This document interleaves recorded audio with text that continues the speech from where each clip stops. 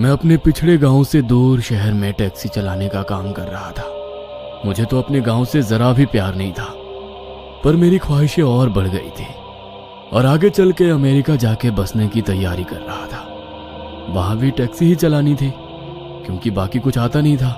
America का visa पाने के लिए बड़े पापड़ बेल रहा था। एक बार पहले वीजा रिजेक्ट हुआ था, दूसरी बार के लिए ट्राई किया, पर उसमें बहुत पैसे भी लगे और मिलने की गारंटी नहीं थी। अगर वीजा मिला भी तो अमेरिका जाने के लिए और बसने के लिए काफी पैसे चाहिए थे। तो पिताजी से लड़ झगड़ कर गांव की हमारी एक पुरखों की जमीन बेचने के लिए मना लिया था। उसी के लिए मैं बहुत सालों बाद गांव आया था। पहले अपने घर गया और फिर से बहुत झगड़ा किया क्योंकि पिताजी फिर से जमीन बेचने के लिए नाटक करने लगे थे। ये हमारे पुरखों की जमीन है बेटा, इसे बेचना नहीं चाहिए। अरे पुरखों की छोड़ो, मेरी सोचो। क्या फायदा है उस जमीन का? खेती बाड़ी तो अब होती नहीं आपसे, ना मैं वहां कभी खेती करूंगा। मुझे तो अमेरिका जाना है, पैसे चाहिए, जमीन बेचनी ही पड़ेगी। पर वहाँ हमारा पुराना मकान है, पानी के कुएं हैं। क्या पिताजी, उस खंडहर को आप घर बोलते हो? इतना छोटा टूटा फूटा सा घर, उसकी मरम्मत भी नहीं कराई आपने। उस खंडहर के लिए आप जमीन नहीं बेचोगे? मैंने सोचा तुम पैसे कमाने लगोगे तो उस खंडहर की मरम्मत करा के अच्छा घर बनाओगे। सठिया गए हो क्या? उस थर्ड क्लास खंडहर पर मैं अपने मेहनत के पैसे खर्च करूं? हाँ, इतने बुरे दिन नहीं आए मेरे। मेरी बात मानो, जमीन बेच दो। वो घटिया खंडहर मुझे नहीं चाहिए। पर बेटा, वो घर पहले अच्छा था, अभी भी दीवारें छत मौजूद है। वो मरम्मत करके रहने लायक हो सकता है। वहाँ अच्छा सा मंदिर भी बना सकते हैं। और तो और खेत के अलावा उस घर में कुआं भी है। दो दो कुओं का क्या अचार डालना है? अरे खेत में पहले से एक बड़ा कुआं है, वो तो आपने गांव वालों को दे दिया। हमारे कुएं का पानी बाकी के लोग फोकट में इस्तेमाल करते हैं। खंडहर में खुदे कुएं में क्या खजाना छुपाया है जो उसकी परवाह करूं? और मंदिर की क्या जरूरत है? भगवान वगैरह पे तो कतई विश्वास नहीं है मेरा। मुझे कुछ नहीं सुनना, बस जल्द से जल्द कोई बिल्डर मिल जाए तो जमीन बेच दूंगा और फिर इस गांव की तरफ देखूंगा भी नहीं। रात को मैं गांव के देसी ठेले पे शराब पीने गया।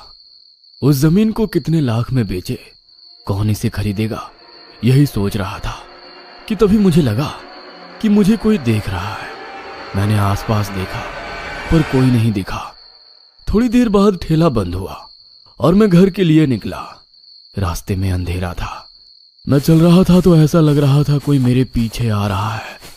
मैंने बार बार मुड़ के देखा पर कोई नहीं था। अब मुझे डर लगने लगा। मैंने आवाज दी, कौन है? और अंधेरा चीर के एक अजीब आवाज आई, मैं हूं। मैं कौन? मुझे तो कोई दिख नहीं रहा है। अचानक से मेरे सामने एक साधु बाबा आकर खड़े हुए। वो बहुत बूढ़े थे, कमर झुके हुए थे, जैसे उनके पीठ पर कोई बोझ हो। उनकी आंखें लाल थी, बड़ी बड़ी दाढ़ी मूछें थी। वो दिखने में थके हुए लग रहे थे, पर आवाज बिल्कुल अलग और अजीब डरावनी थी। मैंने जैसे तैसे हिम्मत करके पूछा, अब कौन हो तुम? उस साधु बाबा के चेहरे पे हंसी छलकी। उन्होंने कहा, जमीन की चिंता छोड़, कल शहर की वीवी डेवलपर तुम्हारा जमीन खरीदने आएगा और जमीन के लिए 25 लाख देगा। कल 10 लाख रुपए देगा, बाकी पैसे बाद में। ये बोलकर वो अचानक से मेरे सामने से गायब हो गया। मैं हक्का बक्का रह गया। इससे मेरी मन की बात कैसे पता? ये है कौन? कहाँ गायब हो गया? मुझे लगा शराब का असर होगा। घर जाके सो गया और दूसरे दिन सच में बीवी डेवलपर्स का आदमी आया था। उसने हमारी जमीन खरीदने में दिलचस्पी दिखाई। 10 लाख रुपए कैश देकर बाकी पैसे वाइट में देने का वादा करके चला गया। मैं हाथ में मिले पैसे देखकर हैरान रह गया। मतलब कल रात मिले उस साधु का कहा सच हुआ था। मैं दौड़ते भागते उस बाबा को ढूंढने गया, पर वो मिला ही नहीं। रात को पैसे मिलने की खुशी में फिर बहुत शराब पी ली। फिर से मुझे वही वहम होने लगा कि कोई मुझे देख रहा है। जब मैं ठेले से निकला तो फिर से वही किसी के चलने की आहट सुनाई देने लगी। इस बार मैं थोड़ा तैयारी में था। मैंने पीछे मुड़ के देखा तो वही साधु बाबा मेरे नजदीक खड़ा था। तुम फिर से? तुम्हें कैसे पता आज वो? मेरे पूछने से पहले ही वो साधु वैसे ही अजीब सा हंसा और बोला, कल अमेरिका के वीजा के लिए कॉल आ जाएगा। और गायब हो गया। मैं फिर से शॉक हो गया। इसे कैसे ये सब पता? मैं घर जाकर सो गया। दूसरे दिन सच में मुझे फोन आ गया कि मेरा अमेरिका का वीजा मंजूर हो गया है। अब मुझे खुशी तो हो रही थी, पर अजीब सा डर लगने लगा। उस साधु को मेरे जिंदगी में आगे होने वाली चीजें कैसे पता चलती है, ये बार बार सोचने लगा। रात को फिर से उस रास्ते पे गया जहां वो बाबा थे। मैंने पूछा, बाबा आप क्या चीज हो? आपके पास ऐसी कौन सी सिद्धि है जिसकी वजह से आप दूसरों के बारे में इतना जान सकते हो? बाबा मुस्कुराए और बोले, ये एक अघोर सिद्धि है, तुम्हें इससे क्या लेना देना? तुम अब अमेरिका जाओ, तुम्हारा काम तो हो गया ना। बाबा की बात तो सही थी, पर अब मुझे अमेरिका और जमीन बेचने से ज्यादा ये सिद्धि प्राप्त करने में ज्यादा दिलचस्पी थी। अगर ऐसी सिद्धि प्राप्त हो जाए तो अमेरिका जाके टैक्सी क्यों चलाए? अमेरिका के लोगों को उनका भविष्य बताकर बहुत पैसे कमाऊंगा, दुनिया घूम पाऊंगा, बैठे बैठे सारे प्रॉब्लम्स ही सॉल्व हो जाएंगे। मैंने बाबा से कहा, अब नहीं बाबा, अमेरिका तो जाऊंगा ही, पर मुझे ये सिद्धि चाहिए। बाबा ने मेरी तरफ देख के आंखें बड़ी करते हुए कहा, तुम्हें क्यों चाहिए ये सिद्धि? इतनी आसानी से प्राप्त नहीं होती ये। आपको तो भूत भविष्य सब दिखता है, ये मैं समझ गया। मेरी जिंदगी में और भी तो कठिनाइयां हैं, हर बार आपके पास थोड़ी ना आता रहूंगा। ये सिद्धि मिलने के बाद कठिनाइयां कम नहीं होती, बढ़ भी सकती है, सोच लो। बाबा के सवाल पर बिना सोचे ही मैंने बोल दिया, कोई दिक्कत नहीं, वो मैं देख लूंगा, मुझे बस ये सिद्धि चाहिए। बाबा फिर से डराने लगे और बोले, यह बहुत शक्तिशाली सिद्धि है, ये अगर ठीक से प्राप्त ना कर पाए तो तुम अपना सब कुछ खो दोगे। अब मैं भी देश में आ गया।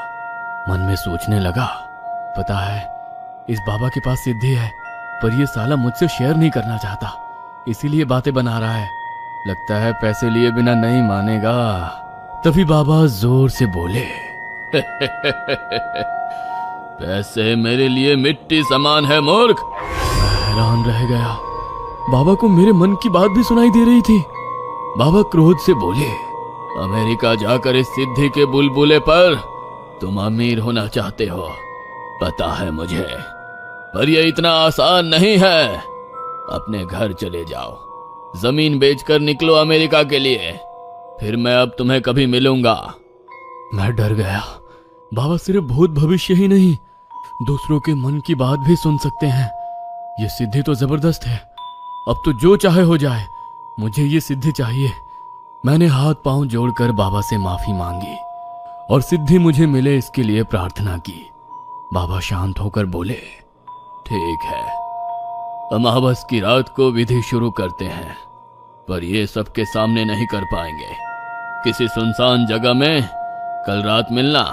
पीने के अलावा पानी का इस्तेमाल मत करना, ना मुंह धोने के लिए ना नहाने के लिए।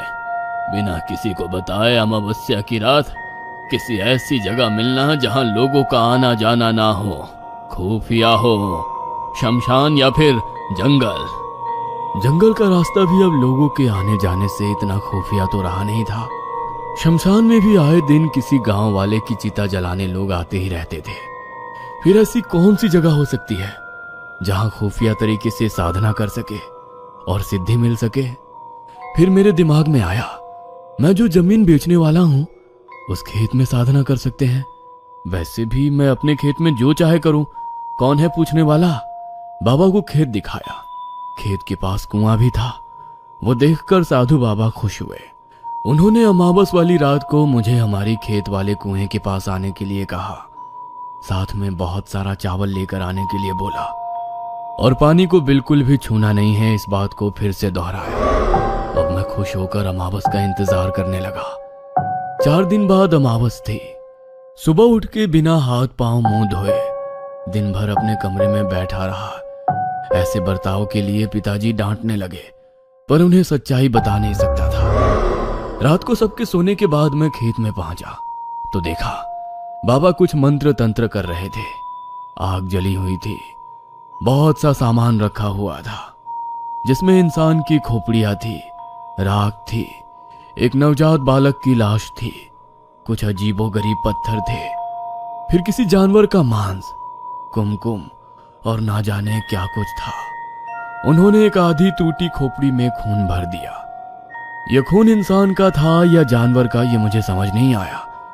मैं तो वो सब देख के ही डर गया था। एक पल के ये भी सोचा कि यहां से भाग जाऊं कि तभी बाबा ने पूछा, क्या तुम सच में यहां से भागना चाहते हो? मैं ये सवाल सुनकर चुप हो गया। बाबा ने फिर से मेरी मन की बात सुन ली थी।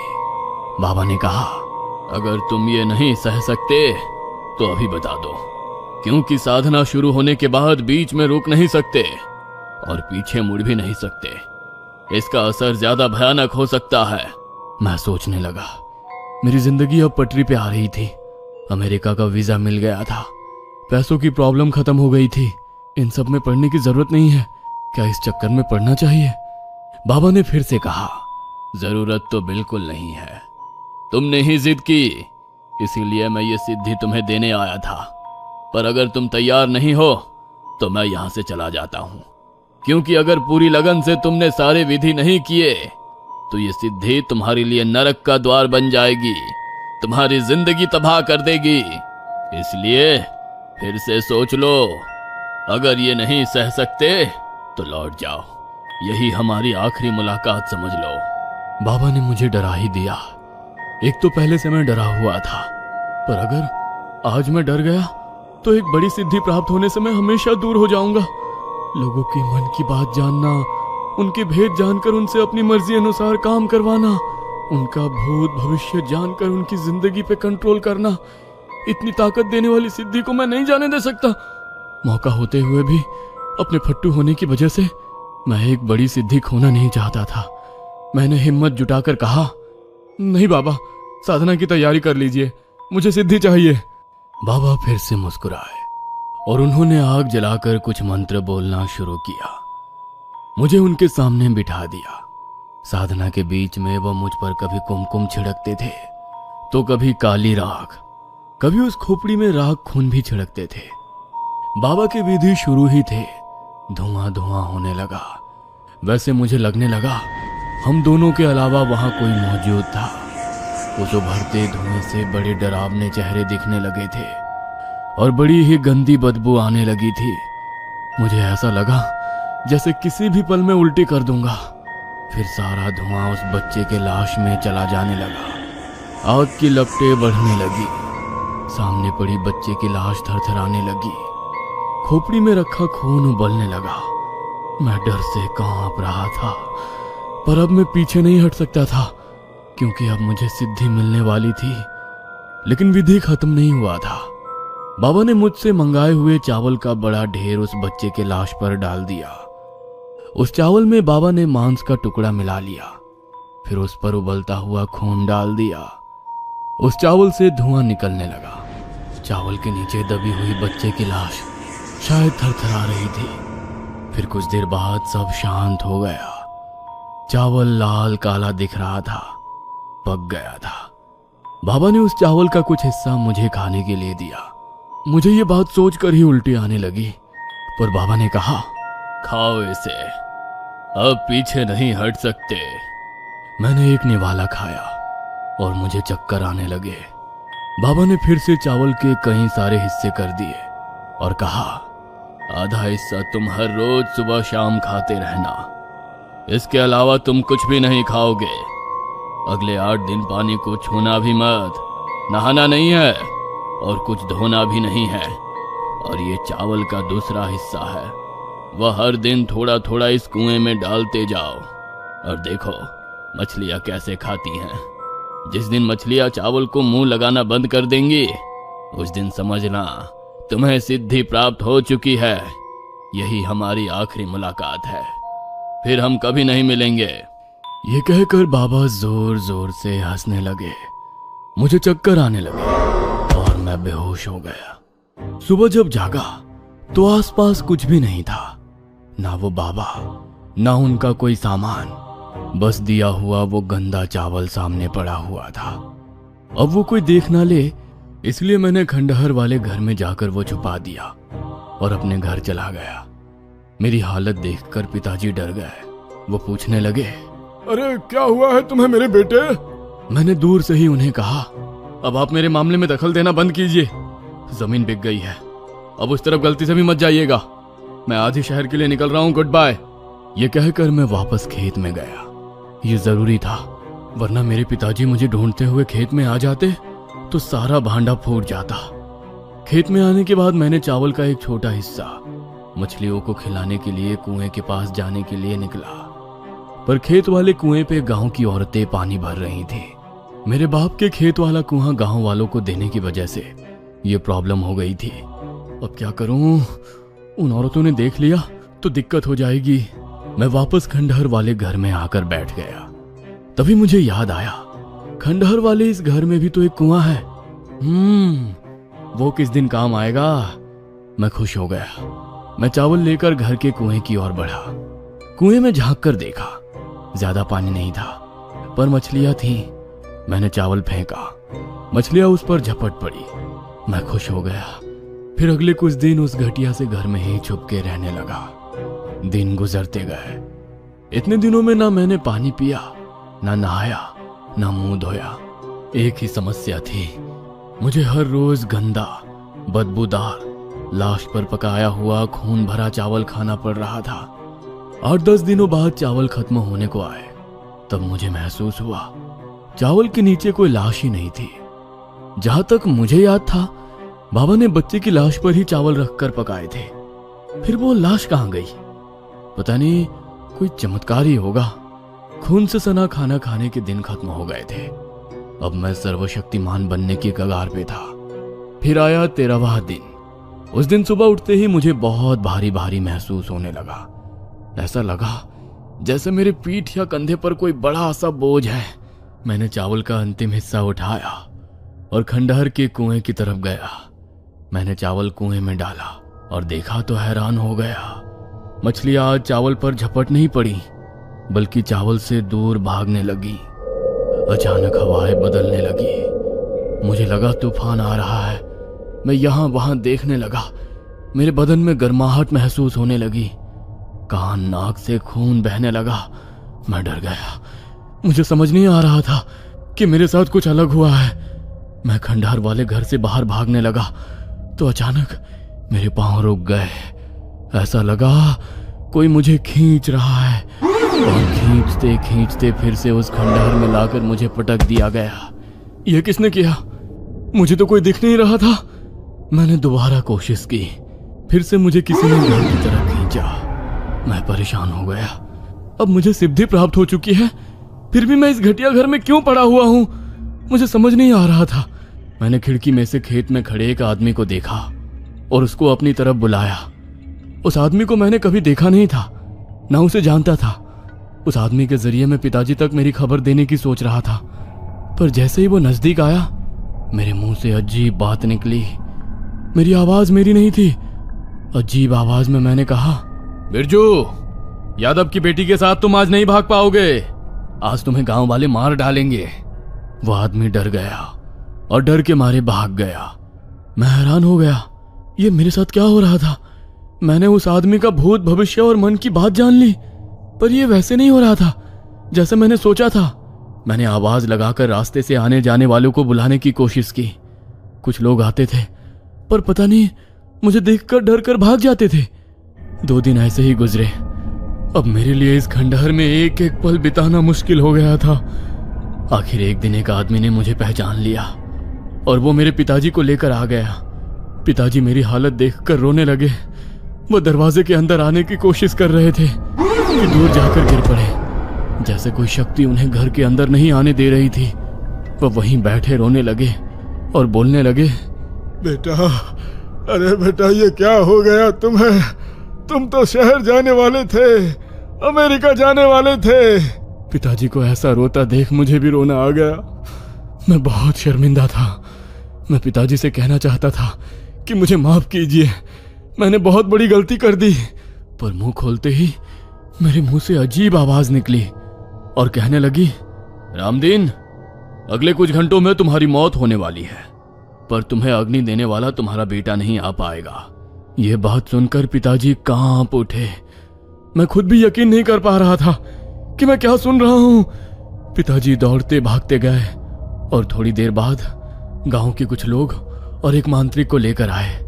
उस मांत्रिक ने जैसे ही दरवाजे के अंदर पांव रखने की कोशिश की, वो किसी अजनबी शक्ति द्वारा पीछे फेंक दिया गया। सब ये देख हैरान हो गए। मांत्रिक समझ गया कुछ बड़ी अघोरी शक्ति यहां आ चुकी है। वो आंखें बंद करके बैठा। उसे शायद सब कुछ समझ आ गया था। उसने आंखें खोली और जो कहा वो सुनकर सब दंग रह गए। बाबू, तुम्हारे साथ भयंकर वाला खेला हो गया है बाबू। तुम एक पिशाच के अधीन हो चुके हो। क्या? मैं तो सिद्धि प्राप्त कर रहा था। मैं जैसे तैसे बोला। हाँ, सिद्धि प्राप्त हो गई है तुम्हें, पर यह पिशाच सिद्धि है। तुम इस सिद्धि के काबिल ना होते हुए भी तुमने सिद्धि प्राप्त कर ली। अब उस बच्चे का पिशाच तुम पर हावी हो गया है। अब वही तुमसे सब करवा रहा है। ये सुन मैं डर गया। बच्चे का पिशाच? कौन सा बच्चा? कैसा बच्चा? फिर मुझे वो रात याद आई जब बाबा उस नवजात छोटे बच्चे की लाश विधि में इस्तेमाल कर रहे थे। उसी पर चावल डाला था और जब चावल खाकर मैंने पूरा किया था तो नीचे किसी बच्चे की लाश नहीं थी। वो कोई चमत्कार नहीं था। मतलब वो बच्चा नहीं, ये नहीं हो सकता। उस बाबा के कंधे पर भी बच्चे का पिशाच बैठा था, पर बाबा बूढ़ा हो चुका था। उसकी मौत नजदीक आई थी, इसलिए उस पिशाच को एक नए शरीर की जरूरत थी। उसने तुम्हें फंसाया है बाबू। तुम्हारी लालच, हवस उसने भांप ली थी, पर वो बाबा खुद से तुम्हें सिद्धि नहीं दे सकता था, क्योंकि तुम कोई सिद्ध पुरुष नहीं हो। तुम एक साधारण आदमी हो। कोई सिद्ध पुरुष ऐसे गंदे पिशाच अपने पास नहीं भटकने देते। पिशाच वाली सिद्धि के कुछ नियम होते हैं।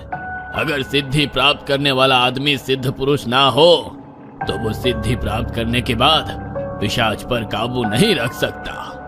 अगर वो आदमी किसी भगवान को नहीं मानता तो पिशाच उस पर हमेशा के लिए हावी हो जाता है।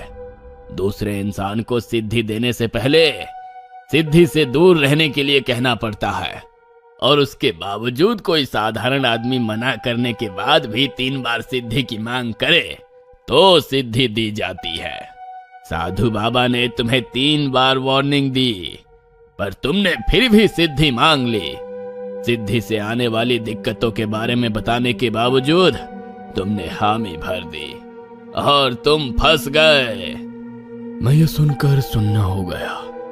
गांव वाले भी एक दूसरे की तरफ देखने लगे। फिर मांत्रिक अचानक बोला, पर सबसे बड़ी गलती जो तुमसे हुई है वो खुद तुमने की है, ना कि उस साधु ने। गलती? कौन सी गलती? मैं सोचने लगा। साधु ने बोला, साधु ने तुम्हें खेत वाले कुएं पर चावल के हिस्से डालने को कहा था, पर तुमने इस घर के कुएं में चावल डालना शुरू किया। यही तुम्हारी सबसे बड़ी गलती है। यह पिशाच इस घर के कुएं में पैदा हुआ, इस घर की 4 दीवारों में, ना कि किसी जंगल, शमशान या खेत जैसे खुली जगह में। ये बात सुनकर मेरे रोंगटे खड़े हो गए। सारे गांव वाले मेरी तरफ हैरत भरी नजर से देखने लगे। मांत्रिक ने कहा, खुले आसमान के तले किसी कुएं या नदी पर चावल डालते रहते तो तुम भी हर जगह जा सकते, या हम तुम्हें पकड़कर किसी मंदिर ले जा सकते जहां से पिशाच भगाया जा सके। पर तुमने इसके घर के कुएं को चुनकर इस घर को पिशाच का घर बना दिया है। अब ये पिशाच ये घर कभी नहीं छोड़ेगा। तुम्हें अब इस खंडहर से कभी बाहर नहीं आने देगा, ना इस खंडहर को किसी को छूने देगा। अब तुम हमेशा के लिए इस घर में बंद हो चुके हो। मैं तो क्या, कोई भी अब तुम्हारी मदद नहीं कर सकता। क्या? मैं रोने लगा। यह नहीं हो सकता। मुझे तो इस गांव से नफरत है।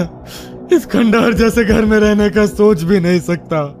मुझे तो अमेरिका जाना है, गांव में नहीं रहना, इस खंडहर में एक पल भी नहीं। मैं गुस्से से उठकर घर के बाहर दौड़ने लगा। कि पिशाच ने मुझे वापस घर में फेंक दिया। मैं रोने लगा। अरे ये कैसी सिद्धि है? हे भग, मैं भगवान का नाम लेने की कोशिश कर रहा था, पर मन में भी मैं भगवान का नाम नहीं ले पा रहा था। मुझ पर पिशाच ने पूरा काबू कर लिया था। फिर मेरे दिमाग में आया, ये सारी जमीन वो बिल्डर खरीद चुका है, वो ये खंडहर तोड़ देगा, फिर तो मैं आजाद हो जाऊंगा। तभी मेरे कानों में वही आवाज गूंजी, ये खंडहर अब ऐसे ही रहेगा, कोई इसे तोड़ नहीं पाएगा। यह मेरा घर है और तुम मेरा शरीर। अब जब तक तुम्हारी मौत नहीं आती तब तक ऐसे ही रहोगे, वही करोगे जो मैं करवाऊंगा। तभी बाहर आओगे जब मुझे जाना होगा। वो हंसी की आवाज गूंज उठी। मैं रोने लगा। मेरी ये हालत देखकर मेरे पिताजी मेरे पास दौड़कर आने लगे, लेकिन दरवाजे तक पहुंचते ही वो दूर फेंक दिए गए। वो ये बर्दाश्त नहीं कर पाए और उनकी वही मृत्यु हो गई। मैं अपने पिताजी की तरफ भागने लगा तो मुझे उस पिशाच ने फिर अंदर फेंक दिया और मेरे कानों में आवाज गूंजी, याद नहीं क्या कहा था? कुछ घंटों में मौत होगी रामदीन की और उसे उसका बेटा अग्नि भी नहीं दे पाएगा, क्योंकि वो इस घर से कभी बाहर नहीं निकल पाएगा। बस 1 साल हो गया इस बात को।